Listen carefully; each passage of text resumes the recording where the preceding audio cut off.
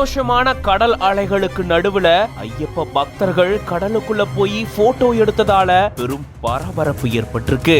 ஆபத்தை உணராம இப்படி செய்யறாங்க, உடனடியா நடவடிக்கை எடுக்கணும்னு சமூக ஆர்வலர்கள் கோரிக்கை விடுத்திருக்காங்க.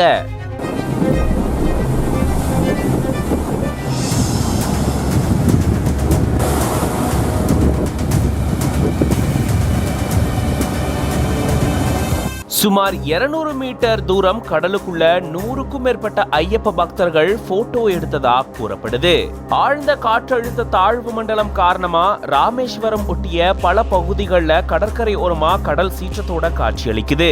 கடல் அலைகள் ரொம்பவே சீற்றத்தோட கரைகள்ல மோதிட்டு இருக்கக்கூடிய சூழல்ல தான் சிலர் ஆபத்தை உணராம அந்த இடத்துல நின்று போட்டோஸ் எடுத்துட்டு வரதா கூறப்படுது. தனுஷ்கோடி, முகந்தராய சத்திரம், அரிச்சல் முனை உட்பட இந்த பகுதிகளில் வழக்கத்தை விட காற்றினுடைய வேகம் அதிக அளவுல இருக்கிறதுனால கடல் ரொம்பவே சீற்றத்தோட காட்சி அளிக்குது. இந்த சூழல்ல அரிச்சல் முனை பகுதியில சுமார் கடல்ல 200 மீட்டர் தூரத்துக்கு 100க்கும் மேற்பட்ட ஐயப்ப பக்தர்கள் செல்ஃபி புகைப்படம் எடுத்ததா கூறப்படுது. கடல் சீற்றத்தோட காட்சி அளிக்கிறதுனால இது ரொம்பவே ஆபத்தை ஏற்படுத்தும்.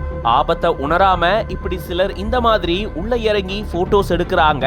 இதை தடுக்கணும், தக்க நடவடிக்கையை மேற்கொள்ளணும், எந்த ஒரு பாதிப்பும் வர்றதுக்கு முன்னாடி தடுக்கணும் அப்படின்னு சொல்லி சமூக ஆர்வலர்கள் கோரிக்கை விடுத்திருக்காங்க.